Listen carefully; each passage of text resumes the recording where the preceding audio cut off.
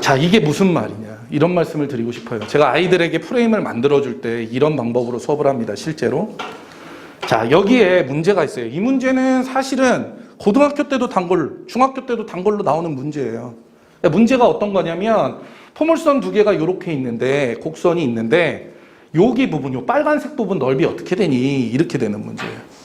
이렇게 되는 문제예요. 그럼 제가 아이들에게 이런 질문합니다. 얘들아, 곡면의 넓이를 구할 수 있겠냐라고 물어봐요. 이게 휘어졌잖아요. 곡면이에요. 그럼 곡면의 넓이 구하는 단원이 있어요. 수학 2에 나와요. 적분.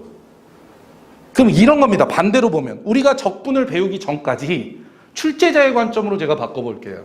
저는 문제를 내는 사람이니까. 자, 적분을 이용하는 문제를 낼 수 있어요, 없어요? 없죠. 그러면 어떻게 되는 거예요? 우리가 수학이 배우기 전까지 중학교 3학년, 고등학교 1학년, 그 다음에 뭐 고등학교 2학년의 초반까지는 곡면이 나오면 이거는 다 뭐 하냐면 잘라서 붙이면 평면으로 바뀌는 문제밖에 안 나오는 거예요. 이걸 아는 친구들은 어때요? 보자마자 그냥 쉬운 거예요. 이동에다 갖다 붙이면 평면이지. 왜? 안 배웠으니까.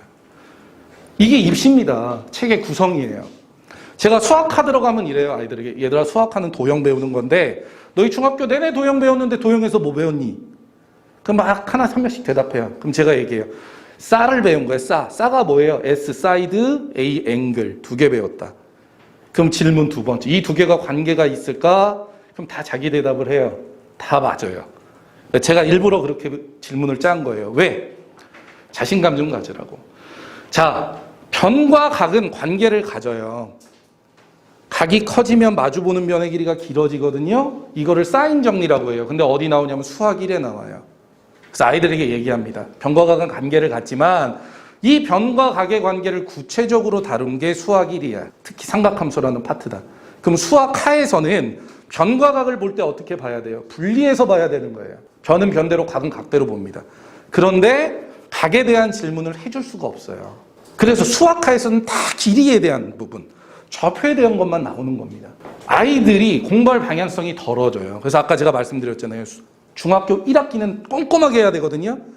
2학기는 2학년 1학기, 2학기, 3학년 2학기를 다 그냥 통으로 한 권으로 쓴 거예요. 그래서 1학년 2학기에는 정의적인 부분, 측정만 배워요.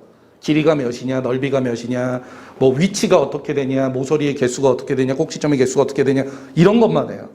중학교 2학년의 도형 파트가 어려운 게 실제로 중학교 2학년이 돼야지 평면 도형의 성질을 배워요. 중학교 3학년 때는 원, 그 다음에 이제 입체 일부 뭐 이런 것들을 배웁니다.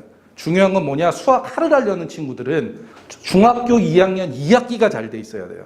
그럼 2학년 2학기를 통째로 할 필요가 있냐? 없어요.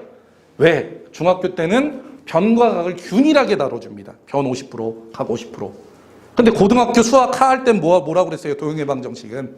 길이가 95%, 각은 5%도 안 나와요. 그러니까 중학교의 길이에 대한 개념은 다 익히고 있어야 되는 거예요. 그 다음에 평면 도형밖에 안 다룹니다. 수학 2에서의 미분은 다항함수의 미분밖에 안 다뤄요. 이렇게 범위의 제한치를 알면 방향성이 달라지죠. 수학 2는요, 엄밀한 증명을 안 해요. 입시 수학에선. 그래서 뭐 하냐면 둘이 뭉실하게 이해만 시켜요. 증명에 관련된 것들이 나올 수가 없는 겁니다. 기본적으로. 방향성이에요. 제가 계속 말씀드리는 게 뭐냐. 입시하고 있다. 수학하는 거 아니라고요. 우리 입시하는 거고. 이 입시는 굉장히 엄밀한 구조로 짜여져 있습니다. 그래서 그 구조를 이해하는 순간 풀이의 방향성도 보이고 문제의 출제 경향도 느껴지는 거예요.